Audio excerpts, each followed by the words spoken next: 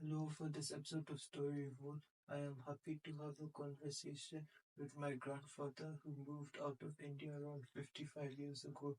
We will hear from him about his experience of leaving home when modes of communication were not as developed as today. Let us get started.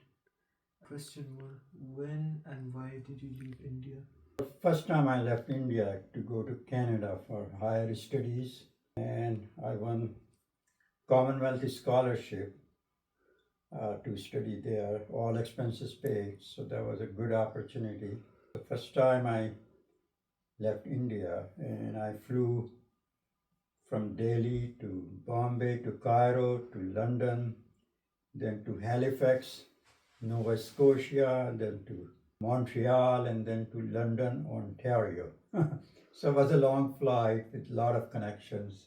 That was interesting. Then they basically had arranged for somebody to meet me at the airport in London, Ontario, picked me up and took me to the dormitory. That's what they call hostel dormitory. I settled there just about a week before classes started. One thing was kind of funny actually. That I think when school started, they had a special dinner for the class, starting class. They served the dinner, and it was, I still remember it was like fried chicken. I was bland. I took a bite and I couldn't feel the taste. So I put a lot of ketchup on it just to have some kind of flavor. And everybody was looking, what is he doing? Fried chicken with ketchup. It was kind of funny, but it took me quite a while to settle down. Was ill at ease for quite some time. But anyway, I managed. And towards the end, actually, my professor basically said, hey, you have changed quite a bit. I remember when you came first, and now I can see a lot of change in you. That's for the better. Then I lived in India for 4 years.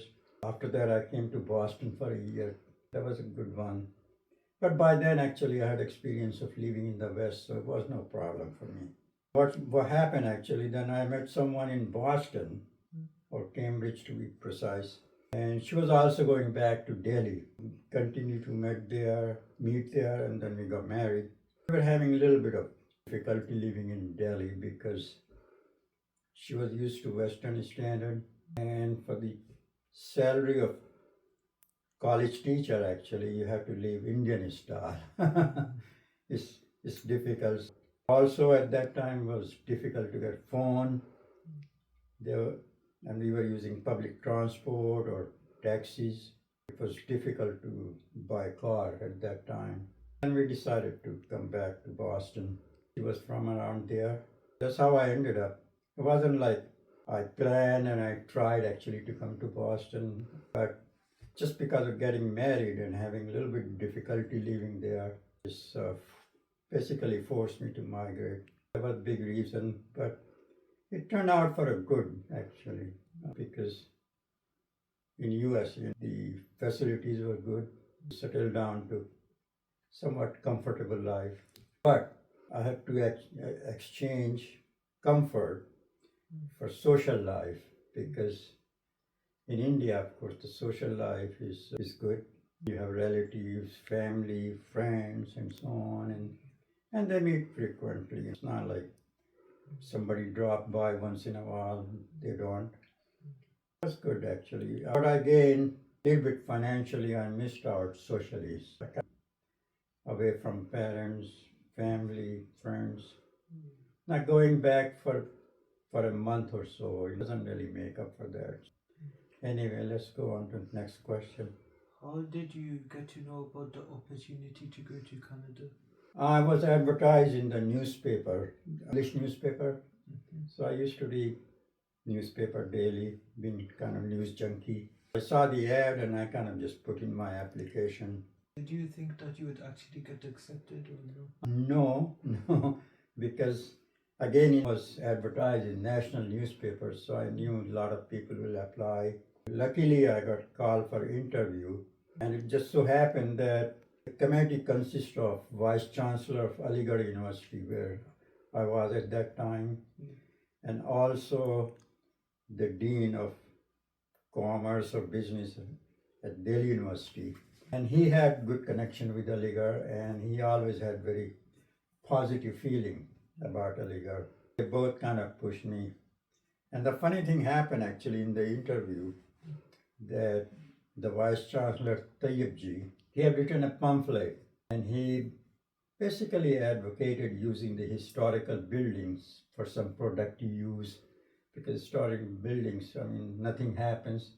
They're all empty. Just some visitors go for a few hours and that's it. He asked me that. I happened to read that.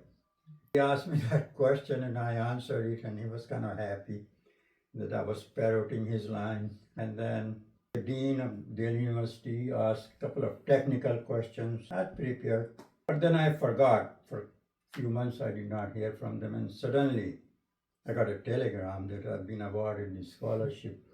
Couldn't believe it. That's how it happened. What was your flight like? Do you remember how long did it take you to reach your destination? It took quite a long time actually. I had to fly from Delhi to Bombay, so I stop over there. Yeah. Then from Bombay to Cairo, Egypt. So we stopped there. It was middle of the night. And then from there, took a flight to London. And then again, we spent a couple of hours at the airport. From London, I went to Halifax, which is big city in Nova Scotia. Nova Scotia is like New Scotland. So I spent time there. From there, I went to Montreal. From Montreal, I went to London, Ontario, which was my destination. It was a long flight. But it was interesting. But in London at that time, there were very few Indians, so it was hard to meet. Once in a while, you see somebody, so you stop and talk, where are you from, and so on, just to socialize a little bit.